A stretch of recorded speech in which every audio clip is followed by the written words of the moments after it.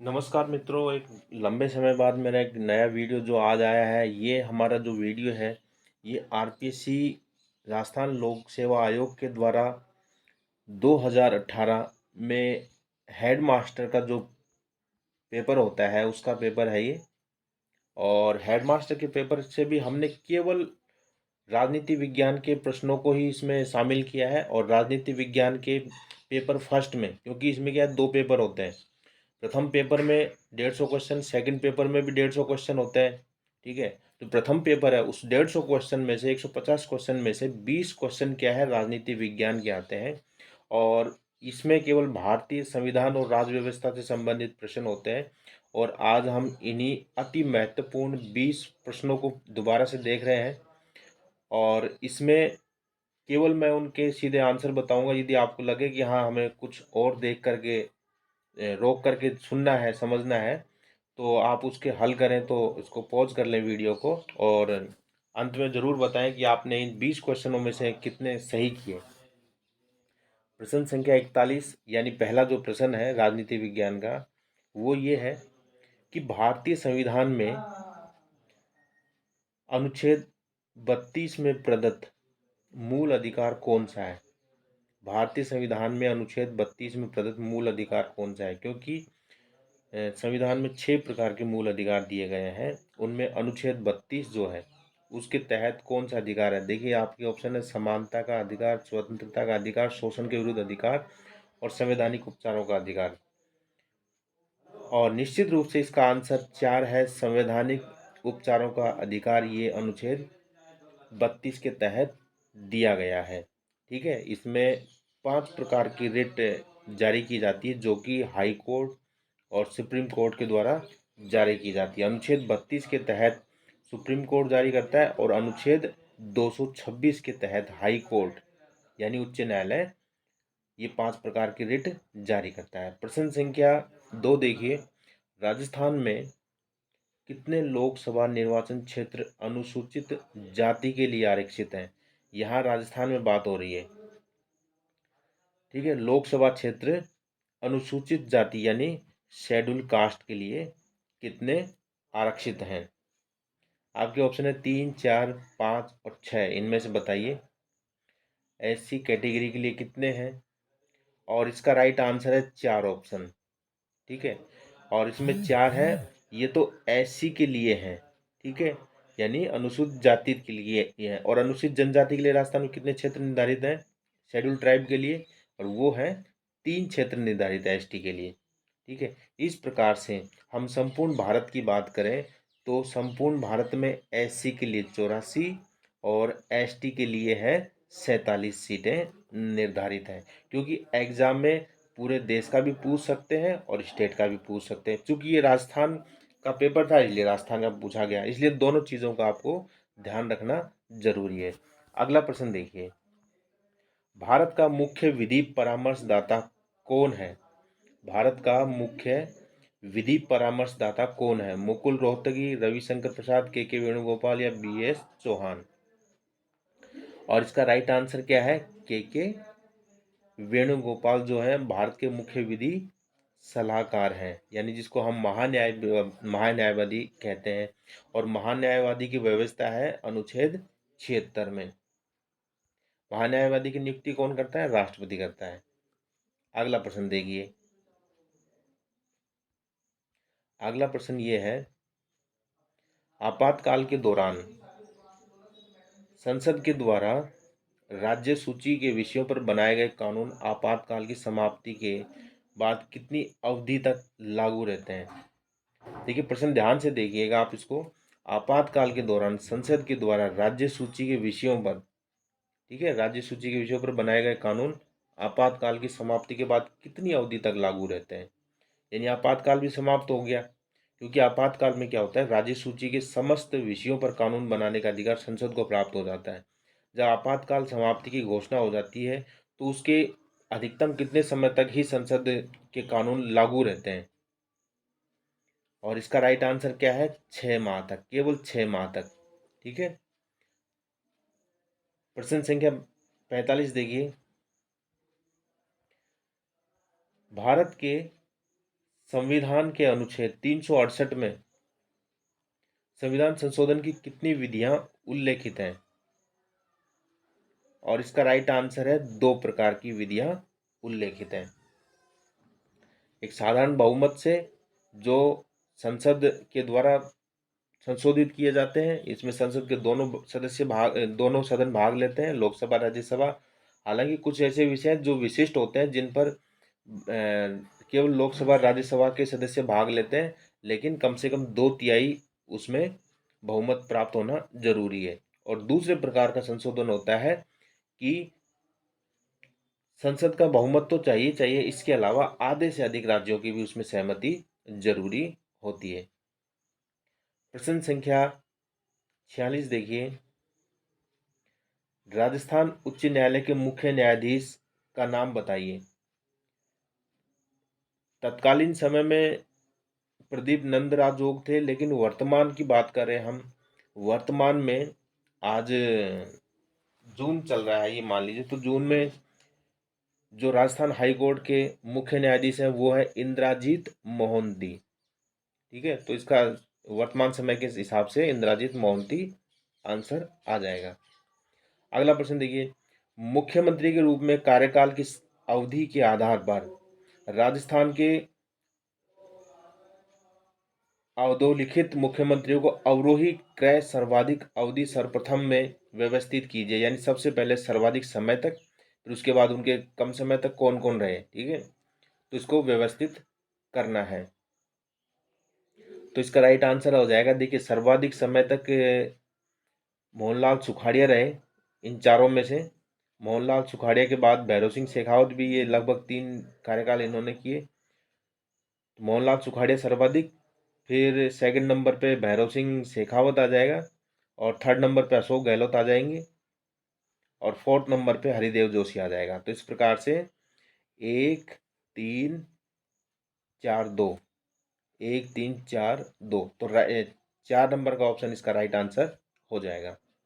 प्रश्न संख्या 48 देखिए, भारतीय संविधान के किस भाग में नीति निर्देशक तत्वों का प्रावधान है? भाग 4 में है नीति निर्देशक तत्व, और मौलिक अधिकार है भाग 3 में। ठीक है, भाग 3 में मौलिक अधिकार, और मूल कर्तव्य किस में है? भाग 4 क में है। अगला प्रश्न देखते हैं। अगला प्रश्न है, भारतीय संविधान के किस अनुच्छेद के द्वारा संसद कानून बनाकर नए राज्य को भारत संघ में प्रवेश दे सकती है? ये क्वेश्चन कई बार एग्जाम में पूछा गया है। भारतीय संविधान के किस अनुच्छेद के द्वारा संसद कानून बनाकर नए राज्य को भारत संघ में प्रवेश दे सकती है? इसका राइट आंसर हो जाएगा अनुच्छेद 2, अनुच्छेद 2 के तहत। ठीक है, अगला प्रश्न देखिए, भारत का राष्ट्रपति अपना त्यागपत्र किसे सौंपता है? भारत का राष्ट्रपति अपना त्यागपत्र किसे सौंपता है? और इसका राइट आंसर है भारत के उपराष्ट्रपति को। राष्ट्रपति अपना त्यागपत्र किसको देगा? उपराष्ट्रपति को देगा। और उपराष्ट्रपति किसको देता है त्यागपत्र? वो राष्ट्रपति को देता है। तो इस प्रकार से ये दोनों एक दूसरे को त्यागपत्र देते हैं। अगला प्रश्न, वित्तीय आपातकाल की घोषणा का प्रभाव संसद के दोनों सदनों के अनुमोदन के बिना कितने समय तक प्रभावी रहता है? वित्तीय आपातकाल की घोषणा का प्रभाव संसद के दोनों सदनों के अनुमोदन के बिना, यानी सरकार ने यदि वित्तीय आपातकाल घोषित कर दिया है और संसद से अनुमोदित नहीं हुआ है ये प्रस्ताव, तो ये कितने समय तक प्रभावी रहता है? और इसका राइट आंसर है 2 महीने तक। ठीक है, मैक्सिमम 2 महीने तक ये प्रभावी रहता है। इसके बाद यदि संसद इसको अनुमोदित नहीं करती है तो स्वतः ही ये निष्प्रभावी हो जाता है वित्तीय आपातकाल की घोषणा। हालांकि अभी तक हमारे देश में वित्तीय आपातकाल की घोषणा एक बार भी नहीं की गई है। वित्तीय आपातकाल की घोषणा अनुच्छेद 360 के तहत की जाती है। राजस्थान में कौन सी याचिका व्यक्तिगत स्वतंत्रता से संबंधित है? कौन सी याचिका व्यक्तिगत स्वतंत्रता से संबंधित है? बताइए। परमादेश, बंदी प्रत्यक्षीकरण, अधिकार प्रच्छा, प्रतिषेध। और इसका राइट आंसर क्या है? बंदी प्रत्यक्षीकरण। ये व्यक्तिगत स्वतंत्रता से संबंधित है। परम आदेश के तहत यदि कोई सरकारी अधिकारी या जिम्मेदार व्यक्ति कोई कार्य नहीं कर रहा है तो उसके लिए हाई कोर्ट या सुप्रीम कोर्ट के द्वारा या ये जो रिट जारी की जाती है वो होती है परमादेश। बंदी प्रत्यक्षीकरण अर्थात किसी को आपने यदि गिरफ्तार किया है तो उसको गिरफ्तारी के 24 घंटे के अंदर अंदर निकटस्थ न्यायालय में आपको उसको उपस्थित करना पड़ेगा। अधिकार परीक्षा कई बार क्या होता है कि कोई अधिकारी अपने पद का दुरुपयोग करते हुए जो कि उसके अधिकार क्षेत्र में नहीं आता है वो कार्य भी करता है तो उसके लिए अधिकार परीक्षा रिट जारी की जाती है। पूछा जाता है कि आप ये कार्य किस अधिकार से कर रहे हैं। प्रतिषेध का मतलब होता है रोक देना। यदि कोई कर्मचारी ऐसा काम कर रहा है जो कि उसके क्षेत्र में नहीं है या ऐसा कोई संवैधानिक प्रश्न न्यायगत उसमें न्याय संगत लग रहा है तो उसके लिए प्रतिषेध रिट जारी की जाती है कि इस काम को आप तुरंत प्रभाव से यहीं रोक दें। ठीक है। तो मित्रों ये जो रिट वाला मैंने आपको बताया सुप्रीम कोर्ट अनुच्छेद 32 के तहत और हाई कोर्ट जो है अनुच्छेद 226 के तहत ये 5 प्रकार की रिट जारी करते हैं। निम्नांकित में से किस विधेयक के संसद में पुनः स्थापना से पूर्व राष्ट्रपति की पूर्व सहमति आवश्यक है। यानी किस विधेयक के संसद में पूर्व स्थापना से पूर्व राष्ट्रपति की पूर्व सहमति आवश्यक होती है। और इसका राइट आंसर है विधेयक जो किसी राज्य की सीमाओं में परिवर्तन की मंशा रखते हों। इसका ये राइट आंसर है। हालांकि वित्त विधेयक भी है इसके लिए भी राष्ट्रपति की पूर्व अनुमति आवश्यक होती है तो इसलिए इसका राइट आंसर ये 3 और 1 दोनों आ जाएगा। ये क्वेश्चन डिलीट कर दिया गया। अगला क्वेश्चन देखिए प्रश्न संख्या 54 भारतीय संविधान के किस अनुच्छेद द्वारा प्रसाद का सिद्धांत को सम्मिलित किया गया है। प्रसाद का सिद्धांत अब देखिए कौन सा अनुच्छेद अनुच्छेद 130 228 निवासी और 310। ये क्वेश्चन बहुत ही कम आता है इस प्रकार का क्वेश्चन और इसका राइट आंसर होगा अनुच्छेद 310 4 नंबर का ऑप्शन। देखिए प्रसाद का सिद्धांत क्या होता है। प्रसाद का सिद्धांत का तात्पर्य है कि ये राजकीय कर्मचारियों से संबंधित है। कोई अधिकारी या कोई कर्मचारी कोई कार्य कर रहा है ठीक है।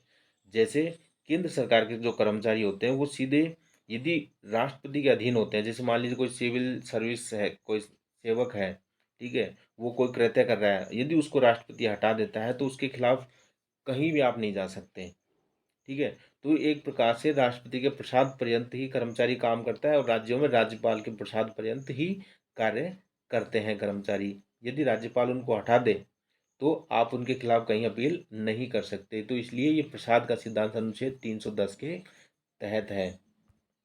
इस प्रकार के कठिन प्रश्न भी आपके लिए एग्जाम में आ जाते हैं जो घुमा फिरा कर होते हैं।